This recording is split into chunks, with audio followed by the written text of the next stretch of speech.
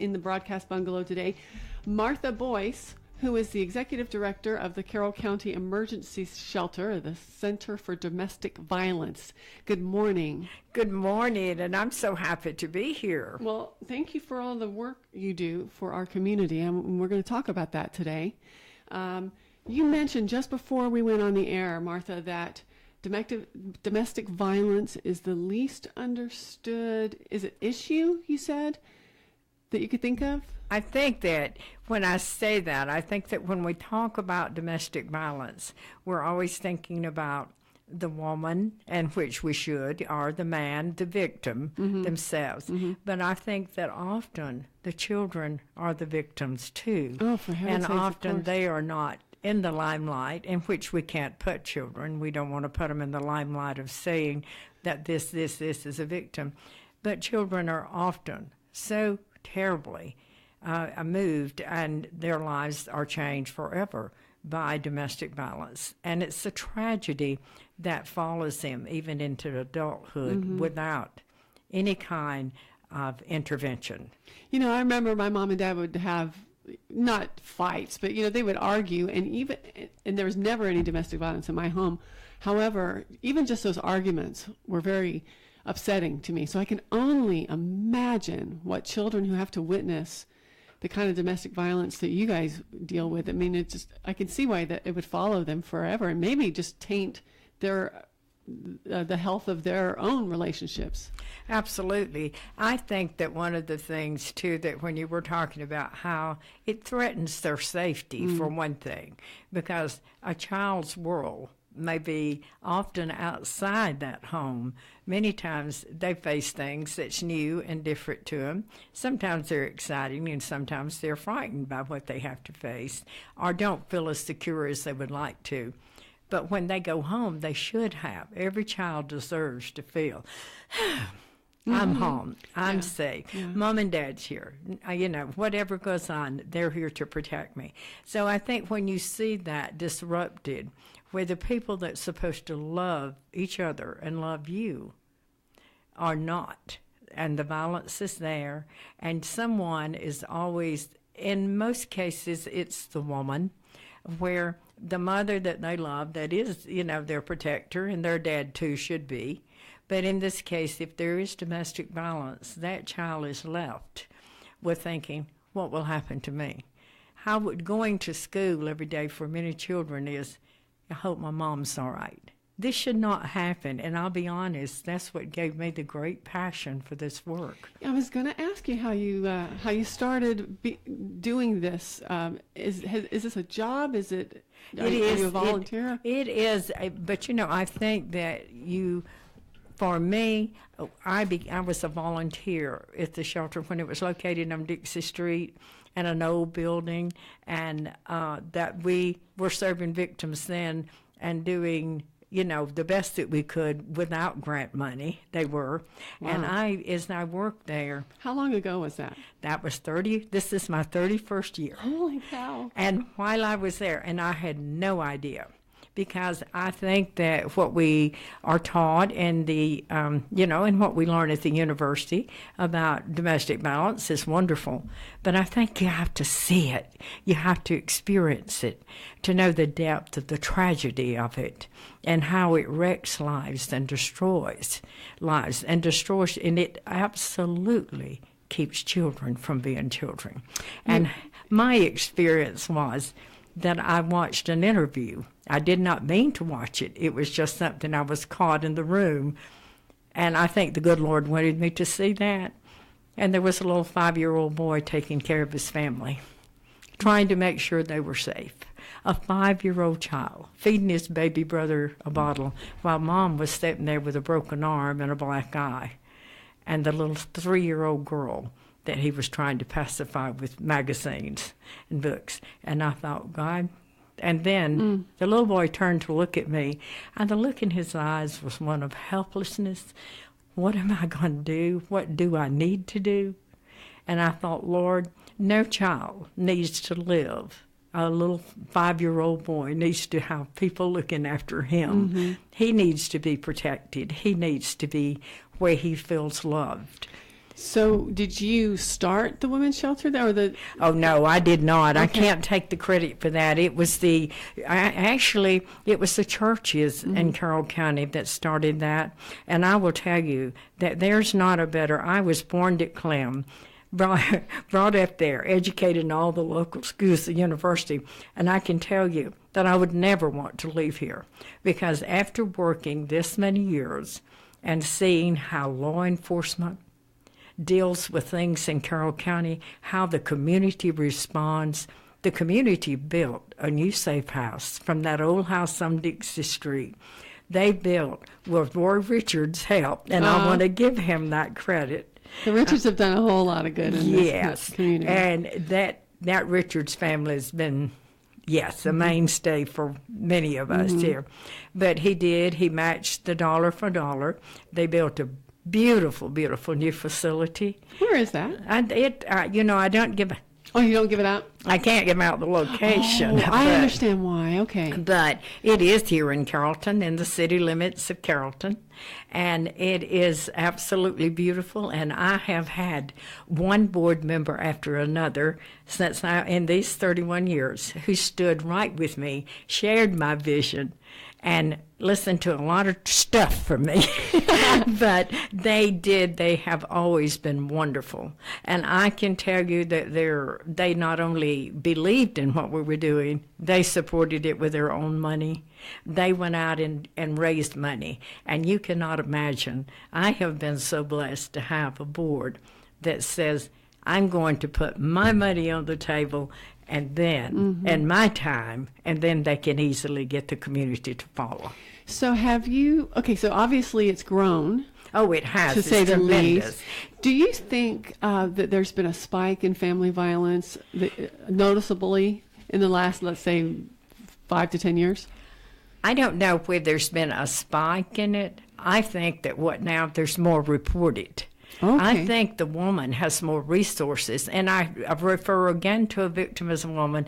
We also serve some male victims. It's usually not because someone's physically abusing them, but it's because the woman is abusing her children, and she might be a drug addict or an alcoholic, something that he doesn't want his children to be brought up with. So he brings the kids with? He does. He doesn't actually. We don't have many men that come. They don't come to the shelter, but if they need to be sheltered, we do that in an alternate location and give them the full range of services. One of the biggest things that we have done over the last several years, and to see how this has revolved. A woman, even if the man had plenty of money, and she was used to that, and even if when she left, all that money was tied down. It was closed off to her. So she didn't have money for an attorney. Now you just imagine for a moment, you're a woman, 3 children, 2 children, 1 child, whatever. You're supposed to start over now. No money.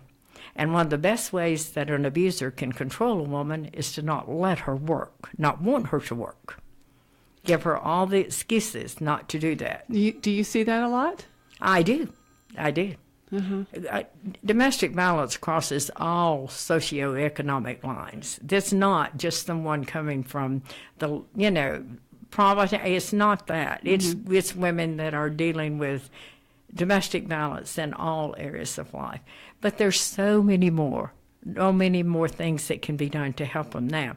They don't have money for an attorney now. We can write. The State Bar Association trained shelter directors in the early years to write temporary protective orders. Oh, okay. They've made it a federal law that women should have the opportunity, people should have, not just women. I use that term because we do serve more women than anything else, but all victims of domestic violence have the right to have some representation in court. And we are not trained attorneys. We don't assume the role of an attorney. But that TPO, we can write the order. Temporary protective order. Temporary protective order. We can take it to the courthouse. And boy, do we have wonderful judges. Well, I have a little bit of knowledge about this because my beloved husband is an attorney, and sometimes when I attend court with him, there will be a day, and I think it's Thursdays, but I don't know why I think it, that the women's shelter and the representatives are tell people, before I mangle the whole story, tell people what happens. The representatives of the women's shelter go in with your, what do you call them, your residents? Yes. And Well, yeah, it's very easy. If you do not have money for an attorney, you may not need shelter. You may choose to stay with a family member or a friend or alternate place, or even move out of town. But the one thing that is, you do have to get the TPO in the county where the male, where the abuser lives, And explain- male or female. explain, and you have to go to court and you have to make your case. You do. And your representatives make the case for these Yes. women. We write the order following the guidelines, that are set down on a form. Then we go from that to the court. We not only help them through the, filling out the paperwork and getting it filed, and then when on their court date, when they go, we go with them. Now, we can't get up there and argue their case because we're not attorneys. We don't need to argue their case. We got such wonderful judges in our county. We do in Carroll County, the circuit, all through this circuit. Those wonderful judges. It's got to be a bad situation to where, something that they absolutely couldn't sign a TPO for. There wouldn't be evidence to do that. And that's rare because we don't take people to court unless there is evidence that they need to be in court. So they sign. The judges are they treat them just as well as if they walked in a court with an attorney, with respect and dignity. And my hat's off to every judge. So if y'all are listening, anyone tells you about it, Martha appreciates you, and that is true in every county we serve. Every county that we serve. Well, let's talk about the counties that you serve, and then let's dive a little bit more into what that service entails. We're going to take our first break and hear from Tanner Health System. And in 60 seconds, we'll be right back with Executive Director of the Carroll County Emergency Shelter, Martha Boyce. I said that all in one breath. See you in a second. At Tanner, we're advancing health throughout West Georgia and East Alabama. Because we know that exceptional care isn't based on how many patients we serve, but how well we serve them. That's why we're focused on quality, delivering the best possible care for our patients. It's why we're expanding our clinical services and building new facilities to serve our growing community. And it's why we're looking beyond our hospitals and medical practices to develop sustainable wellness and preventive health programs in our region. What makes a hospital great has changed. It's not how many beds we have. It's how well we care for the neighbors who need them. Delivering the right care to every patient, every time, is how Tanner is advancing health with medicine beyond measure.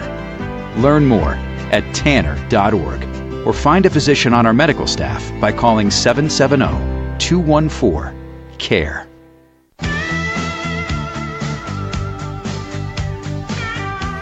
Welcome back, everyone. Lori Wilson still with you on Community Voice. Happy Tuesday.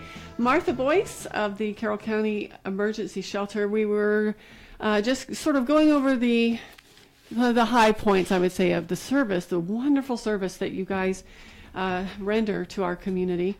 And give us my next question is to give me and our listeners an idea of the process. So a woman, well, we'll say a woman for the purposes, we could say a man, but we're not PC around here, whatever. Yeah. Violence happens, and there's children involved as well. 911 gets a call, I imagine, and then what happens from there? Usually in the city, it's our wonderful police department, who Joel Richards is on our board, Terry Langley's on our board, or and if it's in the county, it's his men who do such a fantastic job.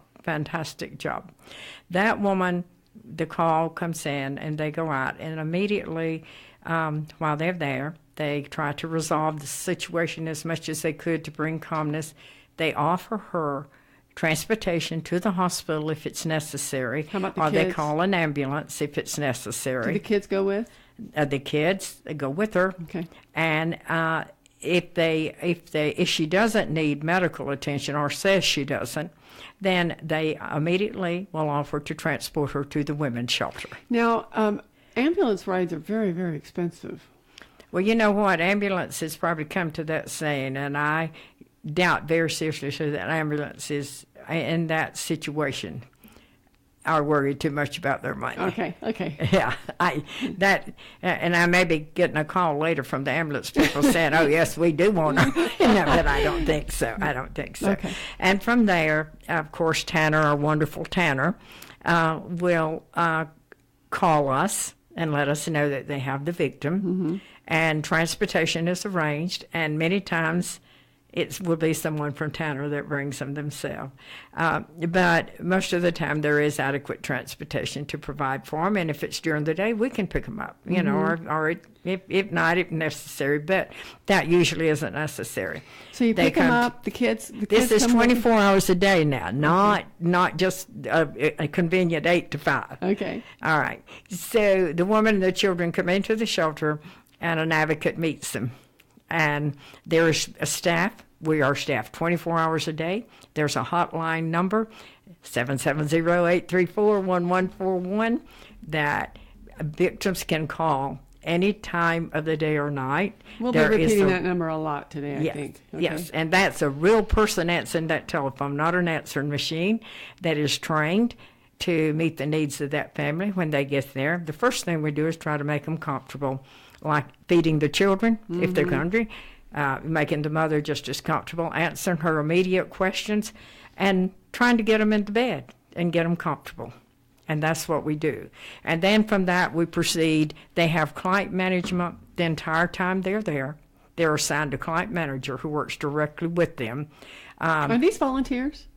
Beg your pardon? Are there a mix of volunteers? Oh, yeah, they are a mix of volunteers that come there, and do things. But that staff is there to see that their immediate needs are met, and then gives them a list of referrals. And that can be anything. That woman can be there from, maybe she's there just a week, because maybe she leaves Carrollton and let's just say and moves on with her family in another state, or she can be there for 3 months, or as long as, we want to say as long as needed, because thank goodness also our wonderful board of directors built a transition house. Oh, wow. And that is for clients who needed a longer length of stay. Then you could keep the emergency shelter filled all the time. What would qualify as a need to stay longer? If you did not, let's just say that you haven't worked in a long time, or your education level needs to be improved. One of the things that Transition House offers is that women can go there and live up to 2 years. Wow. And they, if need to be. Well, all of that's them time need enough to to get yourself a nice certification in a That's field. right. But they do have to commit, that they're going to improve their job skills or their, their education levels. And we have had wonderful results from women. We've had women leave there in the last, it's been in existence for about 15 years, and we have had the Trans House now, not the shelter. Shelter's been around a long, long time. But we've had them to leave their homeowners, and all of them has improved their situation. Now, I understand that we can't reveal the location of the shelter. That makes sense to me. Can you just tell us what it's? Is it like a regular home? Is it? Yes, never know. I can definitely tell you what it's like. If you drove by, you would say that is the most beautiful home. That is, it was designed to look just like that. The only thing different about the shelter is from looking from the front, it looks like just like a normal, beautiful home. But it has wings on it. And one is where the residents live. One is where things are kept for the residents, all kind of things. And the other is they have everything there, beautiful kitchen, beautiful laundry room. They have everything they need that they're going to need physically to meet their physical needs there. So I think that if you could go at some time, I would be glad for you to come and tour.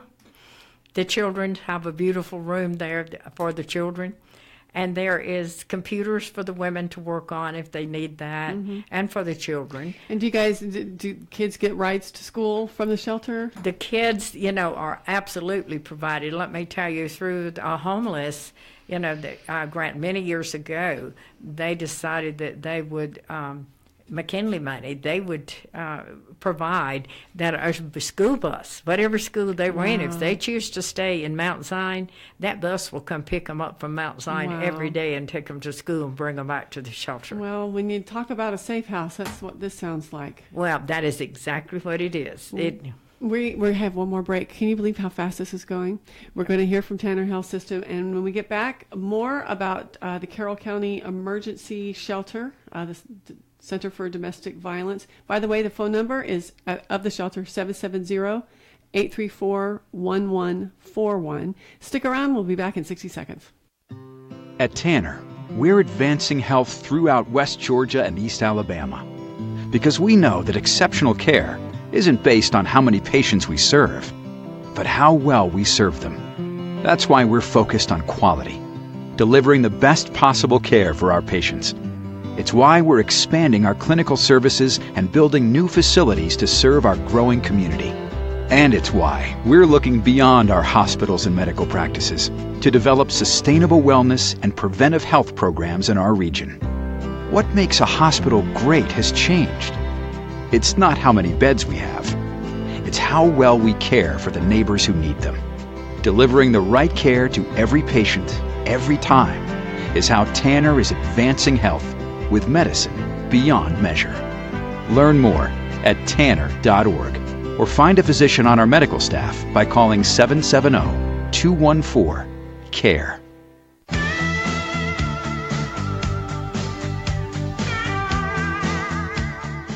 We're back there already, everybody.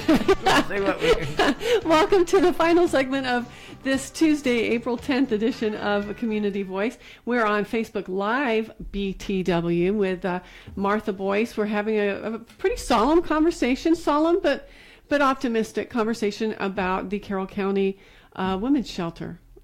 And we have a question. We're not sure whether I'm going to ask you the question from Facebook Live. We appreciate your sending us your questions.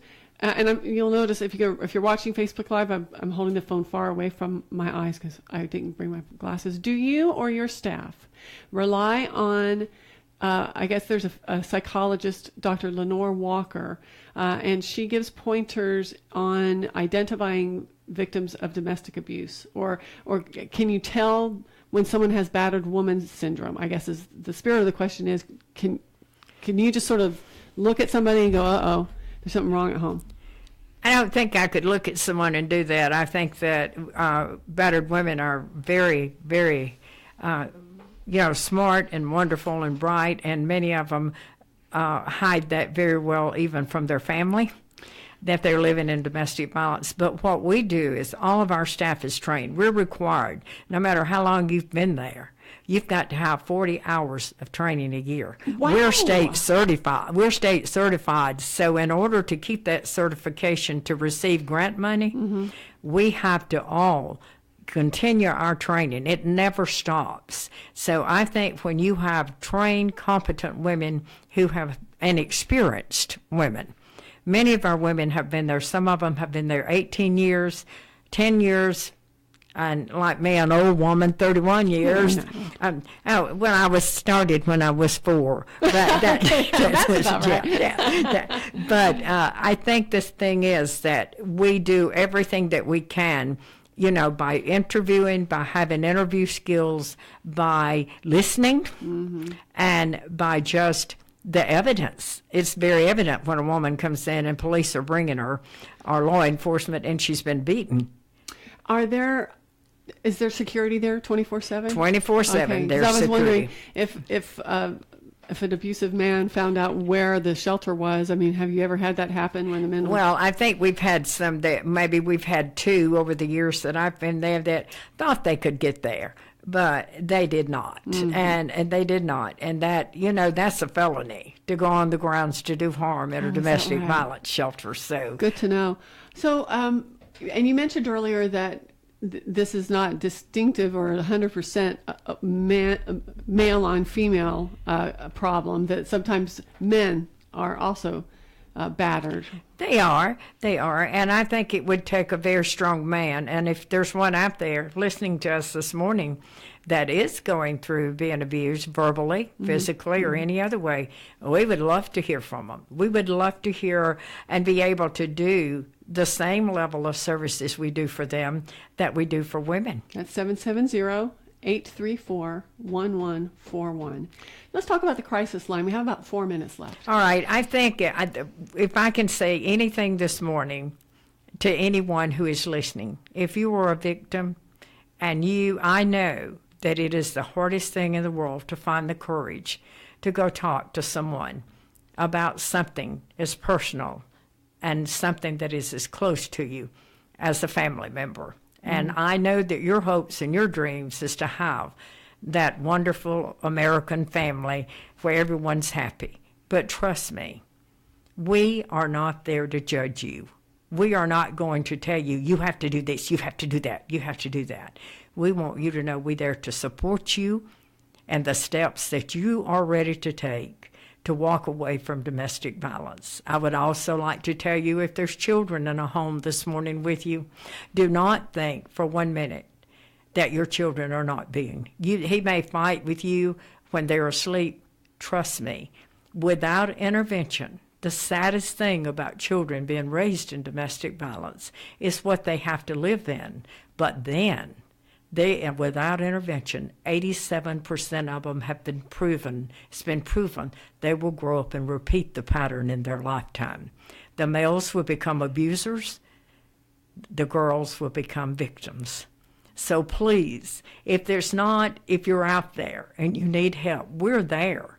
Again, not to judge, but to help. And please know that we care about what happens to you, and it's not anything you have to be ashamed of. The shame is if you don't get help. Yeah. So the crisis line is open 24 hours a day with a trained person to talk to you. So anyone, and the number again, 770-834-1141. You may call the shelter at the admin office. You can talk to me. My number is 770-834-9178. I am more than willing I'm never too busy to talk to someone who needs some encouragement. And we offer counseling. We offer children's programs. There is safe, confidential support groups that you can attend. And they are facilitated by a trained counselor who is a licensed counselor. And she worked for me for many, many years, and she still has to work with me till she dies. So, we just have a lot of things that you can do there to find the help without going to the shelter. You do not have to go there to go to the programs, to go to a parenting class, to go to a support group, anything that you need to go to. But most of all, remember that crisis line. You may not use it today, but if you just want to come talk to someone and make no decisions whatsoever about, we're not expecting you to have to go in the shelter just to talk to us. Now, do you guys have a Facebook page? Yeah, we do. We kind of do, and we kind of don't. It works sometimes, sometimes it doesn't. Okay. But they can call us. They can call us anytime, and talk to us, and maybe literature, and like dating violence. Anyone out there who has teenage children, encourage your school to get that in their curriculum of having teen dating violence. Someone come there, because we go to schools. Awareness. Yes, yeah. We go through and do awareness in all the schools. We do awareness in churches. We do it wherever we have the opportunity. You are so busy. Well, Martha. so are you, but Well, I mean, you guys are everywhere, and gosh, this. we just opened a satellite office in Coweta County. I have to tell you that, and we're so proud for those victims there that do not have to travel to Carrollton now to get their services. Well, will you come back sometime and fill us in? Because there's so much more we could get to. I would love it. Well, I would all right. love it. That number Thank one more you so time. much. Thank you so much, Martha. The number again, 770-834-1141. And that's it. Thanks for being with us, everybody. I will see you in 23 and a half hours.